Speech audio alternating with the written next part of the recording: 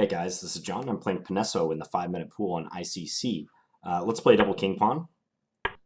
So, is he going to go Ruy Lopez? He does. Okay, we'll play a6. And we're going to have an exchange variation. Yeah, so after castles, white is threatening to take on e5. So we need a way to defend that pawn. I'm going to play bishop d6. This is a more active way of playing the position. F6 or bishop g4 is more traditional, but this leaves more fight in the position, in my experience. I haven't played this line for a while, but I've relied on this in the past when I want to keep the queens on the board and keep the position more dynamic. Okay, so he plays e5. That's unusual. So if bishop c5, how is he going to regain the pawn? I'll let him ponder that. Because now maybe I can drop my bishop back and then play pawn c5, I'm thinking. Yeah, let's do that. Maybe bishop g4 was also an option to pin his knight. But I'm thinking, like, if this knight comes to b3, say, to put pressure here, just play c5 and support it. Okay, let's go bishop f5. Attack this knight on e4. Seems normal. Let's go bishop g6 or bishop g4. Let's go bishop g6. I think the bishop is effective on this diagonal. Might keep his queen tied down to the c2 pawn. Yeah, would have been more normal for white to just take the pawn back on d4. Okay, h5, or h4 rather. Let's play... He's chasing my bishop. h5 or h6. Let's play h6. I just don't want to give him use of the g5 square, which would have been the downside of playing h5. I might have to be concerned if he plays e6. He could play it as a pawn sacrifice, like e6, and then after I take it, jump the knight into e5. I'm greedy by nature, though, so I'm going to try to defend that attack if he plays that way. I probably just need to get developed at this point, so let's play knight e7. If e6, I'm going to play f6 and keep the position closed. Possibly castle queenside. The king would be cozy on that wing. I'm just going to check my opponent's stats while I can. Henry Panesso from Colombia. Peak rating of 25-31 in the 5-minute pool.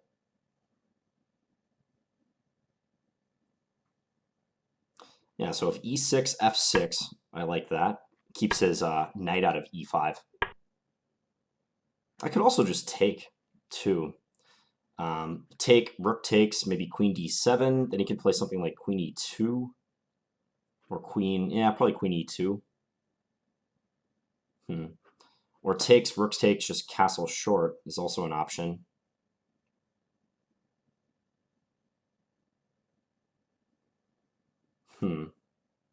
That's a pretty good option, too. Okay, I'm just going to take. It changed my mind. Now let's castle.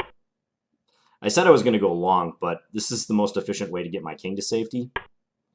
And I somehow, like, don't feel concerned in this position. d3 is possible. Knight d5 is also possible.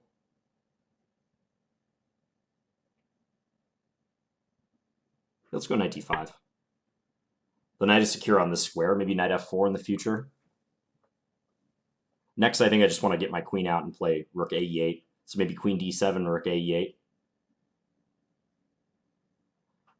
Try to dissolve his pressure down the e-file.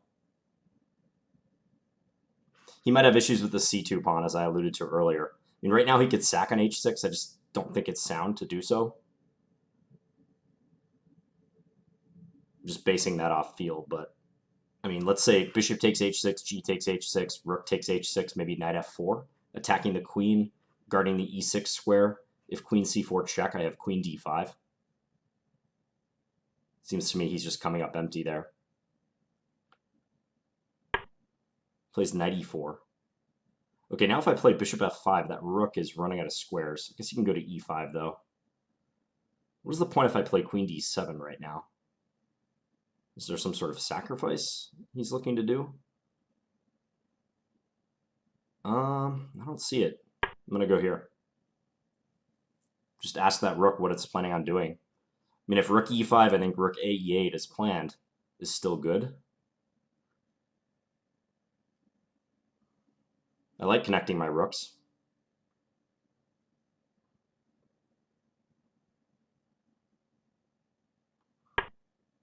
Yeah, rook e5. So rook a e8. Any reason not to? Doesn't look like it. Okay, let's do it. It feels good, too. It's just a natural move. That's the only piece that wasn't participating. We have control over the E and F files. We're attacking e4 twice with the bishop and also like kind of indirectly with the rook. I guess my threat now, I can take and then play queen f5. And how's he going to defend both knights? That just wins material, does it not? Yeah, he just resigned. Well, actually, I guess he could have played knight g3 then. Maybe he's seeing something I don't, but if take, queen f5, there is knight g3. And then this queen assists in the defense of this knight. I mean, it's still pretty bad, like queen takes c2, which should probably just win easily. But other than that, I don't see like a clear way to win this position. Let's see what the engine says. Queen g4, but I probably would have gone for this line. Take, queen here. If knight g3, queen takes c2 is like very much in black's favor. Maybe not. Maybe queen e6 is better. Because here he has knight d7. And somehow that minimizes my advantage. I guess the queen is coming into e6. So, potential premature resignation from white, but his position wasn't looking promising. Let's go back and have a look. So the exchange variation of the Ruy Lopez, you've seen me play this before as well. So for those of you who don't know anything about this line, after bishop takes c6, black should take with the d-pawn, even though that violates the classical principle that says you should capture towards the center with your pawns whenever possible. But the point is, if white plays knight takes e5, black has queen d4, which was enabled by the d-pawn capture. And black will regain the pawn without any trouble. Whereas after b takes c6, it would have been harder to regain that pawn. So d takes c6, castles. Now it's important to recognize that white is threatening knight takes e5. If black were to play some indifferent move, let's say, I don't know, let's say knight f6. Then knight takes e5, and black can't rely on this same defense, because after queen d4, the knight can move, and if take, you're running right into rook e1, and you lose the queen.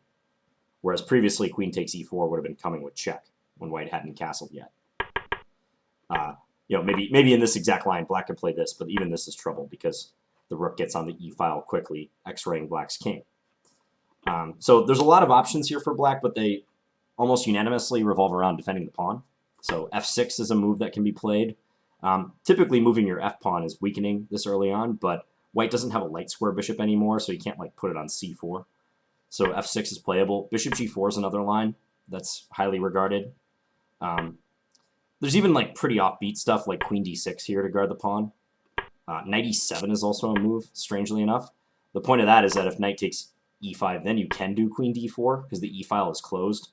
I don't quite trust this move, but some people seem to make it work.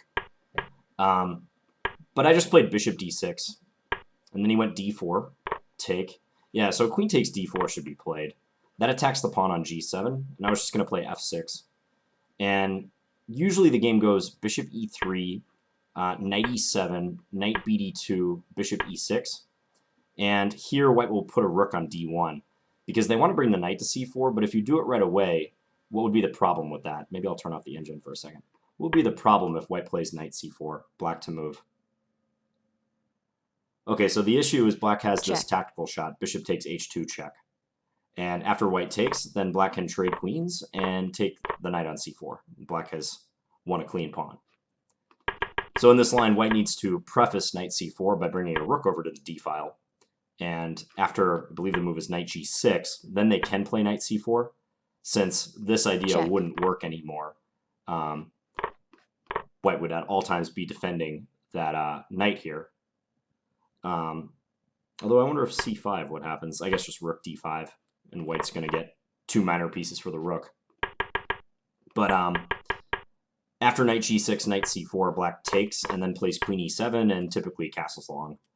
And you get a middle game where, I mean, arguably white's somewhat better because black does have doubled pawns, but there's a lot of pieces remaining on the board and plenty to fight for. So this is what I was aiming for in playing this bishop to d6 line. I think it was a favorite of Gligoric, actually. Gligoric used to play this line. So instead, he played e5, which I'm curious what the computer will think about that, because after bishop c5, it just seems difficult for white to regain the pawn. Played knight bd2, and yeah, it likes my move bishop a7. This is a purely prophylactic move, bishop a7. White is threatening knight b3, hitting the bishop and the pawn. And at that point, I'd have to retreat my bishop, and he could take the pawn on d4. So with bishop a7, I'm ensuring that if knight b3, I can play c5 and guard the pawn. So prophylaxis. Addressing your opponent's threat before it happens. So instead, he played knight e4. I played bishop f5. Knight g3, bishop here. I think this was fine. I mean, the only question in my mind is whether e6 was better for white at some earlier moment, like right now maybe. But I can always meet it with f6. And my knight will cozy up in front of the pawn. Knight e7, and I think this pawn, in fact, blocks a lot of his play. I could also possibly take the pawn and just, you know, play this position, but I mean, then he gains pressure against it, plus the use of the e5 square anyways, so I think I would have played f6, as I did in the game. So here, knight e7, h5, he's just chasing my bishop, e6, or actually, not as I played in the game. I took in the game, but I know I was debating between these two moves.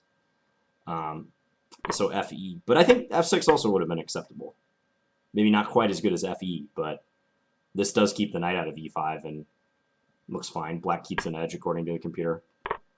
But this seemed easy enough. Takes, and you know, I was talking about castling queenside, but if I delay it, I was a little bit worried they get the queen and the rook attacking the knight on e7. Possibly I can make this position work, but I had a free opportunity just to castle short, so I took it. And I don't think these sacrifices, I mean, he would like to get at my king. I mean, he's already invested one pawn, and I have some long-term advantages too, like the bishop pair. So he'd like to do something like this, but it's just there's not enough follow-up threats for him. Yeah, knight d5, making sure he can't go knight g5. My queen is covering that square now. It's not nearly enough for white. So we get the knight here. Excellent square for that black knight. And he kind of just came up empty. Yeah, knight e4, queen d7. Simple moves. Surely there's a better way for white to play right around here, but as you can see, the eval is already almost putting the game away in black's favor. So I'd say this boiled down to the e5 move for white. That was needlessly aggressive and just lost a pawn, frankly. So hope you guys enjoyed this game. I'll be back tomorrow with another video. Thanks for watching, guys. Bye.